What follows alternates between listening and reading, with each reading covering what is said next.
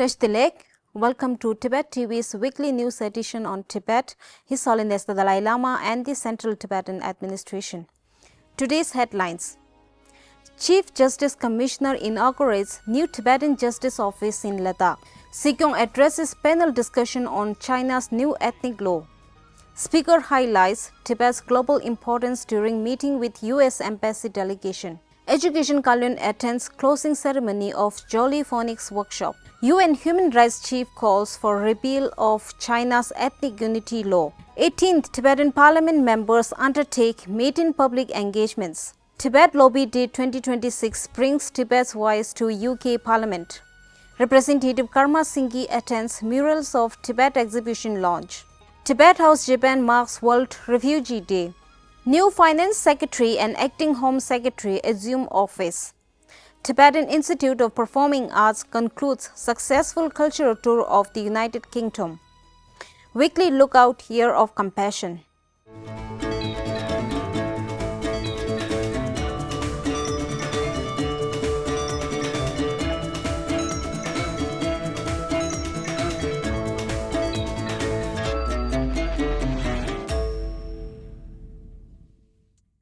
Chief Justice Commissioner 𝑚𝒊𝒃𝒆�្� inaugurated the newly constructed Office of Local Tibetan Justice Commission in Leh, Ladakh last Wednesday. She praised the Ladakh Tibetan settlement for maintaining a strong local democratic system with all three pillars of democracy functioning effectively.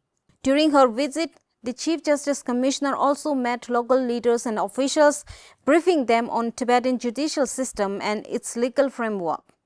She further visited local Tibetan offices, health centers, the Career Guidance Center, Minzikhang branch clinics, monasteries, 𝑀𝒊𝒃𝒆𝒕 and the Ladakh Tibetan Children's Village School. This morning, Sikyong 𝒃𝒆𝒕 of the Central Tibetan Administration participated in a panel discussion titled China's New Ethnic Law, a Legal Assault on the Survival of the Tibetan Language, Culture and Identity, organized by the Tibet Policy Institute at the India International Center in New Delhi. In his keynote remarks, Sikyong strongly condemned China's so-called law on promoting ethnic unity and progress, saying that while it is presented to the outside world as a framework for strengthening ethnic solidarity, to Tibetans it represents something fundamentally different. He said, it represents the legal codification of a decade-long campaign aimed at transforming Tibetan identity, weakening Tibetan culture, restricting religious life, and replacing a distinct civilization with a state-defined conception of national identity. In essence, he said this amounts to China committing crimes against humanity and legalizing genocide in Tibet. To the outside world, it's presented as a framework for strengthening ethnic solidarity. To Tibetans, however, it represents something fundamentally different. It represents the legal codification of the decades-long campaign aimed at transforming Tibetan identity, weakening Tibetan culture, restricting religious life, and replacing a distinct civilization with a state-defined conception of national identity. In essence, this tantamount to China committing crimes against humanity and legalizing genocide in Tibet. The panel also featured distinguished speakers, including Major General Dr. G.T. Bakshi, Jayadeva Ranati, President of Center for China Analysis and Strategy, Dr. Tenzin Dasil, Senior Fellow at Tibet Policy Institute, CTA, and Professor Shrikant Kontapalli of Jawaharlal Nehru University. The discussion was moderated by 𝑀𝒊𝒃𝒆𝒕, Deputy Director of the Tibet Policy Institute.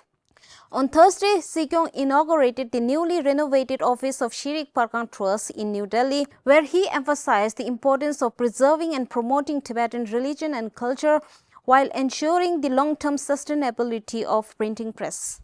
Later, he inaugurated an exhibition on life and legacy of His Holiness the 14th Dalai Lama, organized by the Delhi Khodun Committee at the India Habitat Center.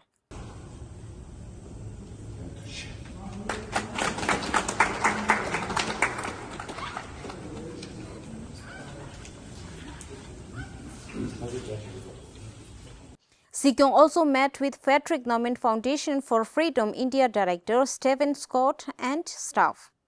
Last week, Sikyong concluded his official engagements in the United States after meeting Tibetan communities in New York and New Jersey and attending the 5th founding anniversary of Da Nang Tibetan Culture School.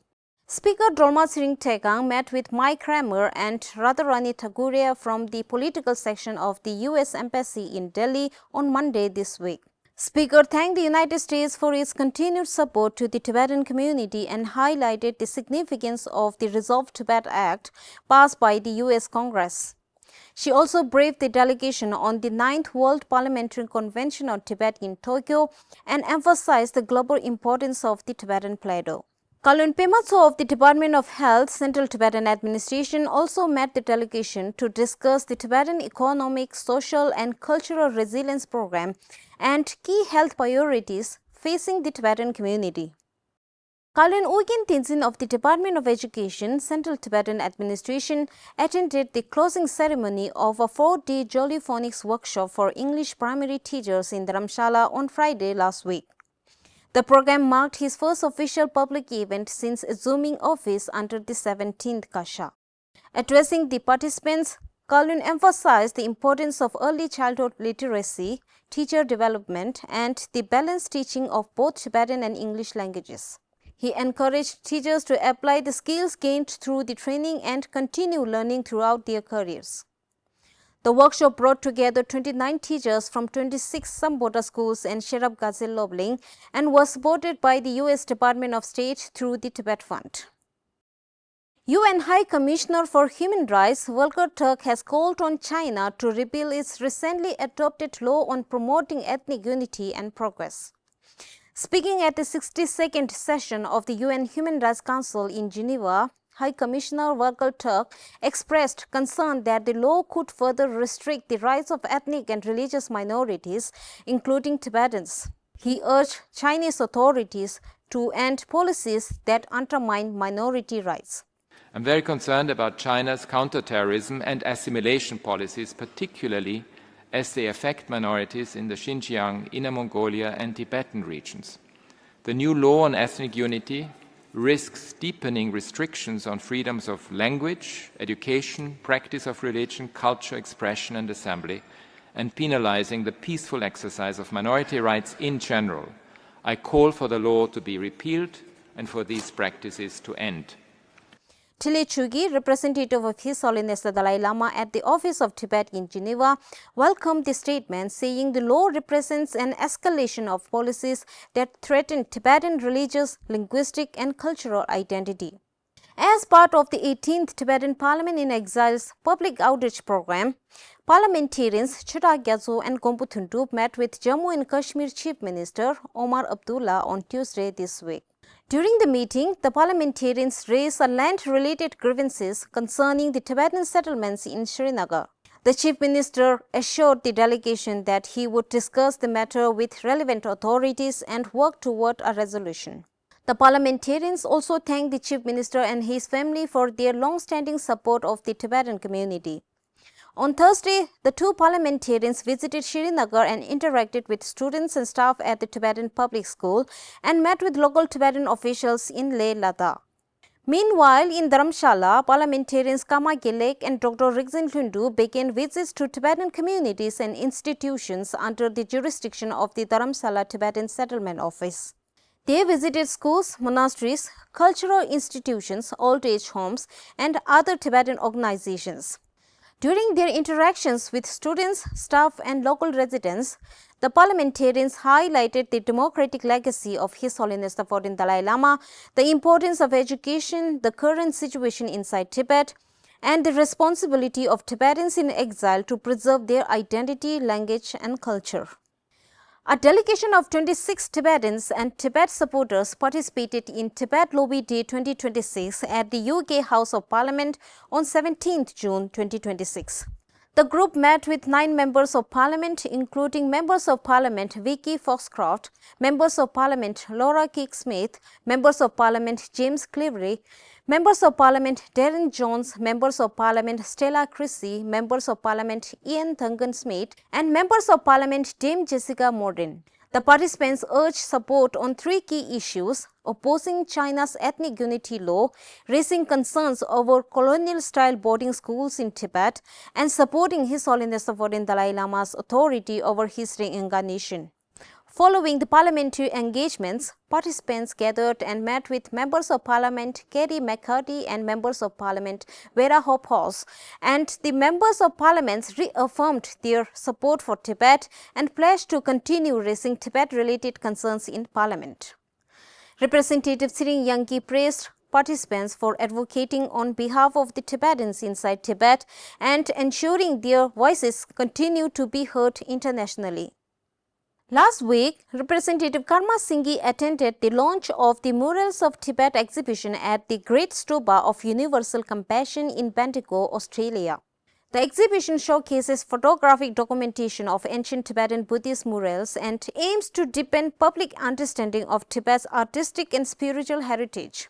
The event was attended by local dignitaries including Bendigo Mayor Thomas Prince.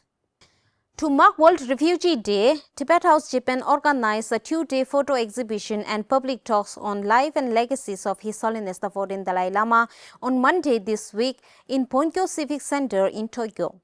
Representative Dr. 𝒊𝒃𝒆�្� addressed visitors on Tibet's history and challenges including colonial-style boarding schools and China's ethnic unity law. The exhibition showcased 48 photo panels on the life and legacy of His Holiness the 14th Dalai Lama, along with Japanese translations of his books, and attracted more than 150 visitors. On Monday this week, Secretary Thupten Tsering officially assumed charge as Secretary of the Department of Finance, while Additional Secretary Tsering Yudin took charge as an acting Secretary of the Department of Home Central Tibetan Administration. The handover included the transfer of departmental files, records, and official documents in accordance with administrative procedures.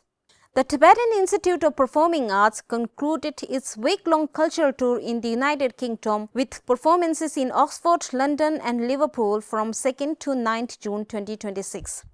The tour, TIPA's first UK visit in over 2 decades, was organized by the Office of Tibet London and the Tibet House Trust.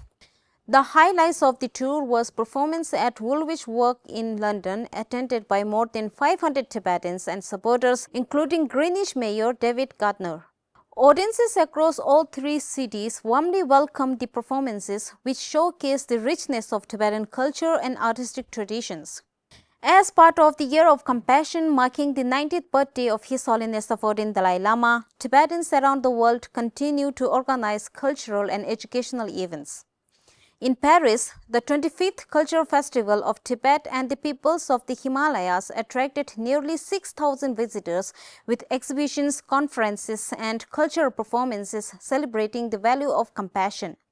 In Zurich, Representative Tile Chugi joined a symposium on the vision and legacy of His Holiness the 14th Dalai Lama alongside former envoy of His Holiness the Dalai Lama, Kelsang Gyaltsen, and scholar Dr. Gyalo.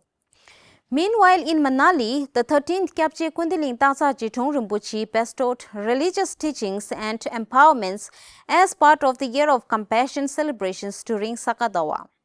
That's all for this week's edition of Tibettv's Weekly News. Thank you for watching. For more news and updates, stay connected with Central Tibetan Administration's official digital platforms.